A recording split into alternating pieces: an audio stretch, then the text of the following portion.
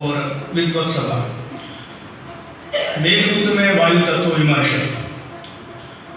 में मेरा मूल विषय ज्योतिष है, तो इसलिए ज्योतिष जगत के मध्य वायु तत्व प्रधान जातक में प्रायः कल्पनाशीलता उत्तम मानी जाती है और कवियों की कल्पना शक्ति तो अपार होती है। और कालिदास वो स्वयं कविकुल गुरु है। मेघ का तो वायु से अटूट संबंध है, इसलिए इस रचना में वायु तत्व की चर्चा प्रचुर मात्रा में मिल जाती है। ज्योतिष शास्त्र में आवह प्रवह आदि 7 वायु आवरणों की चर्चा मिलती है। सिद्धांत शिरोमणि गोलाध्याय का मध्यगति वासनाध्याय, तो वहाँ भूवायु रावह इह, जो भूवायु है उसको आवह कहा गया है। और इसी श्लोक की मरीचि टीका में आवह की परिभाषा दी गई है, आसमन्तात् वहति इत्यावह सर्वदिक अभिमुख संचारो नियत गति इत्यर्थः, अर्थात सभी दिशाओं में अनियत गति से बहने वाली मेघ इसी 12 योजन की ऊंचाई वाले आवह नामक वायु गोल में स्थित होते हैं। भूमेर बहिर्द्वादश योजनानि भूवायुरत्रां मुद विद्युदाद्यम, मेघ गर्भ से लेकर प्रवर्षण तक की मेघ की यात्रा, उसके सभी क्रियाकलापों का आश्रय आवह नामक वायु ही है। मेघ की कल्पना बिना वायु के हो ही नहीं सकती। मेघदूत का वायु संबंधी प्रथम संदर्भ ही उत्पत्ति की चर्चा करता है। धूमत ज्योति सलिलमृतां सन्निपातः को मेघः। मरीचि टीकाकार मेघोत्पत्ति का वर्णन कुछ इस प्रकार से करते हैं। सुजल जगति मध्ये वाडवो निश्चितोस्मात् सलिलभर निमग्नादुत्थिता धूममाला व्यति पवन नीता सर्वतस्ता प्रबन्धि द्युमणि किरण तप्ता विद्युतस्तुलिंगा। भावार्थ यह है कि सागर के मध्य स्थित वडवाग्नि से धूममालाएं उठती हैं जो वायु द्वारा आकाश में सभी ओर द्रवित होती हैं। यह कथन कालिदास के चिंतन की पुष्टि करता है। शोष, स्पर्श, गति और वेग, ये वायु के 4 धर्म हैं। शोष स्पर्शो गति वेगो वायु धर्मा इमे मताः, पंचदशी का वाक्य। मेघ की गति तो वायु पर ही आश्रित है, इसलिए गंतव्यादेव सतिरलकानां यक्षेश्वराणाम, ऐसा कहकर यक्ष मेघ को अलका की ओर जाने का निवेदन करता है, तो वहां वायु को ही गति का निर्देश मिल रहा है। आगे तुमारूढ़ं पवन पदवी, अब यहाँ जो आकाश को पवन पदवी कह दिया तो वायु का आकाश से संबंध भी बता दिया। अभी तिवारी जी ने चर्चा की भी है कि किस प्रकार आकाश से वायु तत्व आया। वियत् तत्राप्येक देशगतो वायु प्रकल्पितः, पंचदशी का महाभूत विवेक प्रकरण, तो वहाँ आकाश के एक देश में वायु की बात की गई है। और आधुनिक विज्ञान भी जो आकाश में निर्वात की बात करता है, और उसमें जो हमारा वायु तत्व है वो सीमित मात्रा में एक देश में ही दिखाई दे रहा है। आकाश से उत्पन्न होने वाले वायु तत्व को शब्द गुण तो आकाश से ही मिला है।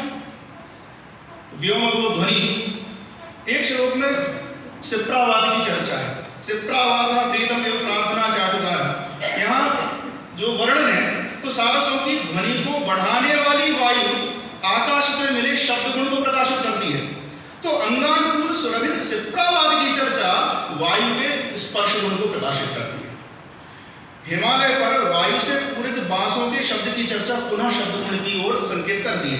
शब्द आयन्ते मधुरमणि कीचकाः पूर्यमाणा, मेघ के अनुकूल धीरे धीरे वायु से आगे बढ़ाती है। मंदम मंदम वदति पवनश्चानुकूलो यथात्मा। आगे कैलाश तक हंसों का मेघ के साथ उड़ना वायु के स्तर की ओर संकेत करता है। संपत्स्यन्ते नभसि भवतो राजहंसाः सहाया। और रामायण में देखें हम तो जो ऊपर की ओर 6ठा स्तर है वो हंसों के उड़ने का स्थान होता है।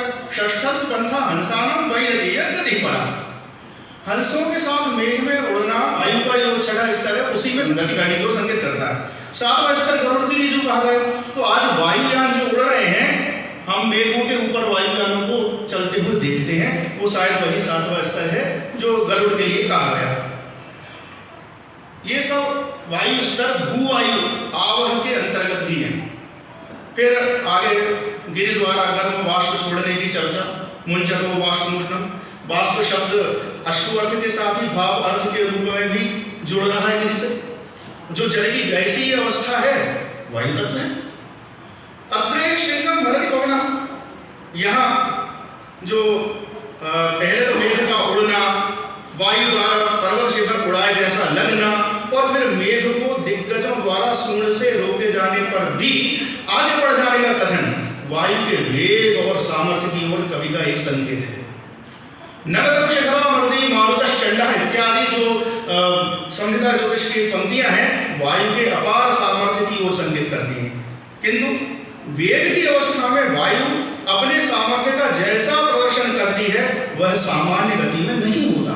तभी तो कवि लिखते हैं अंतः सारं घनोदयितुं नान्यः शक्ष्यति त्वाम्, अर्थात हे मेघ नर्मदा जल से भरे हुए तुमको पवन हिला न सकेगी, सहज में नहीं हिला पाएगी। आगे फिर कुछ श्लोक परोक्ष रूप से वायु की चर्चा करते हैं। तो वहां गंतुमाशु, आशु शब्द लगा हुआ है, जल्दी चलो। अब जल्दी चलना बिना वायु के कैसे संभव है। और फिर जो उज्जैन लाने वाला प्रसंग है वक्रः पंथा यदि भवता इत्यादि, तो वक्र कहां से पंथ होगा, वायु ही तो मेघ को वक्र करेगी। फिर आगे हंस द्वार से उत्तर की ओर मेघ का बढ़ना वो भी बिना वायु के सहयोग के तो हो नहीं सकता। योग वासिष्ठ में वशिष्ठ के धारणा द्वारा वायु आदि तत्वों में उपस्थित होने की चर्चा में वायु के 6 कार्यों का उल्लेख है। स्त्यानीकरण, संशोषण, धृत स्पंदन, सौरभैः, सशैत्यैः कर्मभिः षड्भिः इत्यादि। ग्रंथ की संस्कृत टीका में से और स्पष्ट किया गया। स्त्यानीकरणम हिमधृतारेः पिंडीकरणम, कर्दमादेः संशोषो, मेघादेः धृतिर्धारणम, तृणादेः स्पंदनम, सौरभानि गंधाहरणानि, शैत्यम तापहरणम चेति षड्भिः। सरल शब्दों में घी आदि को जमाना, कीचड़ को सुखाना, मेघ को धारण करना, तृणादि में हलचल, सुगंध ले जाना और ताप हर लेना, ये 6 कर्म हो गए।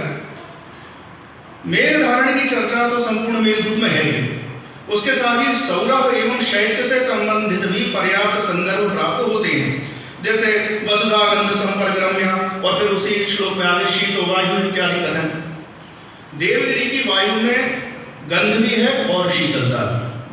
आगे हिमालय में सरल वृक्षों में जो दावाग्नि की चर्चा अभी तिवारी जी ने की थी, तो वहां स्पंदन कर्म हमें दिखाई दे रहा है कि जब वायु हिलाएगी तभी रगड़ होगी, तभी तो वो दावाग्नि भड़केगी। पूर्व मेघ में सिप्रावात की चर्चा थी, तो उत्तर मेघ में अलकापुरी में मंदाकिनी के जल से शीतल वायु की चर्चा मिलती है।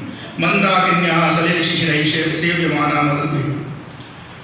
उत्तर मेघ में ही ऊंचे भवनों में वायु से प्रेरित मेघ द्वारा चित्रों को जलकणों से दोषयुक्त करके गवाक्षों से निकलने का दृश्य और वायु का सकल गति नाम पुनः वायु के गति धर्म की ओर संकेत करता है।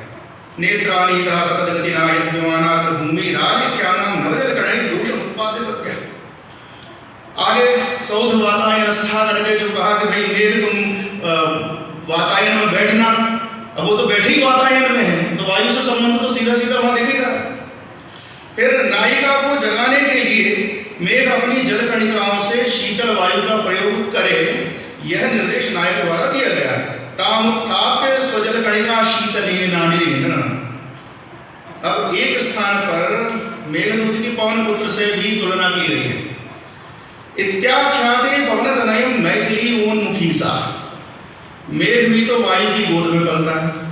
वायुमंडली की परिधि में होने वाली इंद्रधनुष समेत कितनी ही प्राकृतिक संरचनाओं के निर्माण में मेघ की भूमिका है। पवन के गुण को विस्तारित करने वाले मेघ को भी पवन तनय कहें तो अनुचित न होगा। मेघदूत के लगभग अंत में हिमालय से दक्षिण की ओर बही पवन के आलिंगन से यक्ष मन में अपनी नायिका के स्पर्श की अनुभूति कर विरह वेदना को कम करता हुआ प्रतीत होता है। आलिंग्यते कथम भी मयाते तुषारादिवाता। शिव पुराण में शिव सृष्टि आदि अपने 5 कर्मों की चर्चा करते हैं और उनमें एक कृत्य है तिरोभाव।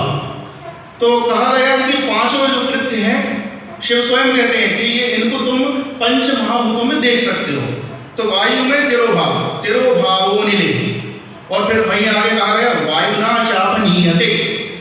तिरोभाव के स्पष्टीकरण में वायु के एक स्थान से दूसरे स्थान ले जाने के गुण की चर्चा है।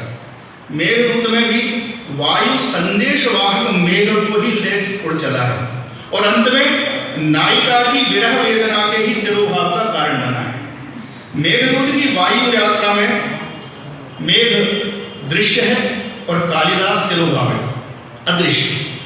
कालिदास ने वायु तत्व को मानो आत्मसात कर लिया है। भारतीय मनीषा में कालिदास एक अद्वितीय वायु तत्ववेत्ता है।